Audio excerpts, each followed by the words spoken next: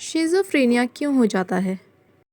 ابھی تک ہمیں یقین سے نہیں معلوم کہ شیزوفرینیا کیوں ہو جاتا ہے، لیکن لگتا یہ ہے کہ اس کی بہت ساری ڈفرینٹ ریزنز ہو سکتی ہیں۔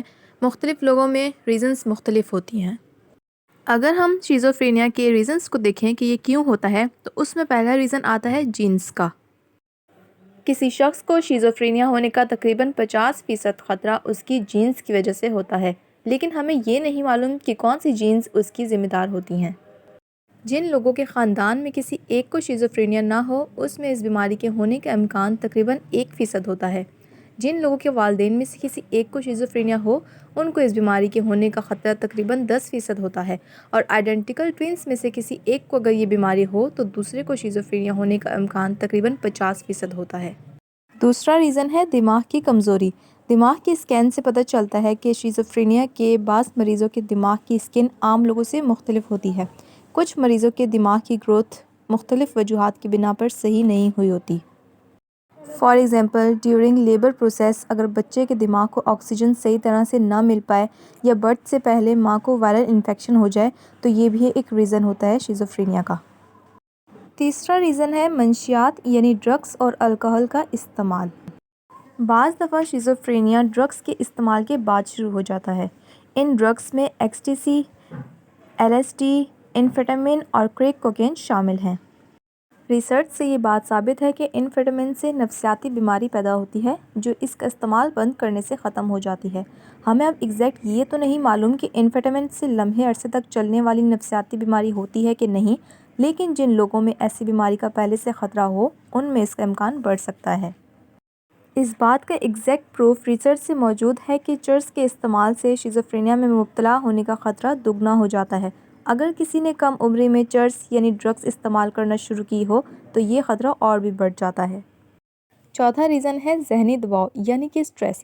اس بات کا کوئی ایگزیکٹ پروف نہیں ہے کہ اسٹریس سے شیزوفرینیا ہو سکتا ہے، لیکن یہ ضرور دیکھنے میں آیا ہے کہ شیزوفرینیا کی علامات کی شدت بڑھنے سے فوراً پہلے اکثر ذہنی دباؤ بڑھ گیا ہوتا ہے۔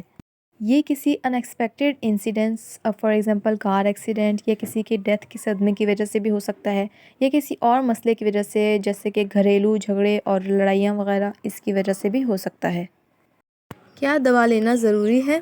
دوا لینے سے ہیلوسینیشن اور ڈیلیوژن آہستہ آہستہ کم ہو جاتے ہیں۔ عام طور سے اس میں کئی ہفتے لگتے ہیں۔ سوچنے کی صلاحیت بہتر ہو جاتی ہے، زندگی میں انٹرسٹ بڑھ جاتا ہے اور اپنا خیال خود رکھنے کی صلاحیت بہتر ہو جاتی ہے۔ دوا کس طرح لی جاتی ہے؟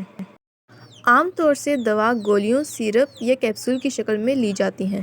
جن لوگوں کے لیے دوا روزانہ لینا مشکل ہو جاتا ہے وہ ایک ایسے انجیکشن کی صورت میں بھی لے سکتے ہیں جسے 2 سے 4 ہفتے میں صرف ایک دفعہ لینا ضروری ہوتا ہے۔ اس کو ڈیپو انجیکشن کہا جاتا ہے۔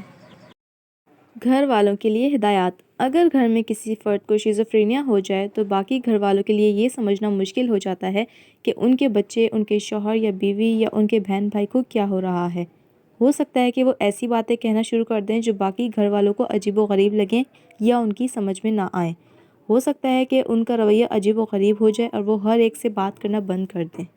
ہو سکتا ہے کہ گھر والے ان علامات یا اس بیماری کے لیے اپنے آپ کو الزام دینے لگیں اور یہ سمجھیں کہ یہ میری غلطی سے ہوا ہے۔ ہو سکتا ہے کہ آپ کو یہ فکر ہو کہ کہیں خاندان میں کسی کو یہ بیماری تو نہیں، یا آپ کی سمجھ میں نہ آ رہا ہو کہ مریض کا علاج کیسے کروائیں۔ مریض کے ساتھ جھگڑا نہ کریں اور اس سے بحث میں نہ الجھیں، اس سے اس کی بیماری خراب ہوگی۔ پرسکون رہیں۔ اگر آپ شیزوفرینیا کے بارے میں مزید جاننا چاہتے ہیں تو اپنے مریض کے سائیکیاٹرسٹ سے ضرور ملیں۔ اگر آپ شیزوفرینیا سے بچنا چاہتے ہیں تو ان ہدایات پر عمل کریں۔ اپنی جسمانی صحت کا خیال رکھیں، اچھی غذا کھائیں جس میں پھل اور سبزیاں شامل ہوں، سگریٹ نہ پئیں، اس سے آپ کے پھیپھڑے اور آپ کا دل، دوران خون کا نظام اور معدہ خراب ہوتے ہیں۔ روزانہ کچھ نہ کچھ ورزش کریں، چاہے یہ صرف 20 منٹ روزانہ پیدل چلنا ہی کیوں نہ ہو۔ باقاعدگی سے بھرپور ورزش کریں، اس سے انسان کا موڈ بھی ٹھیک رہتا ہے اور انسان بیماریوں سے بچا رہتا ہے۔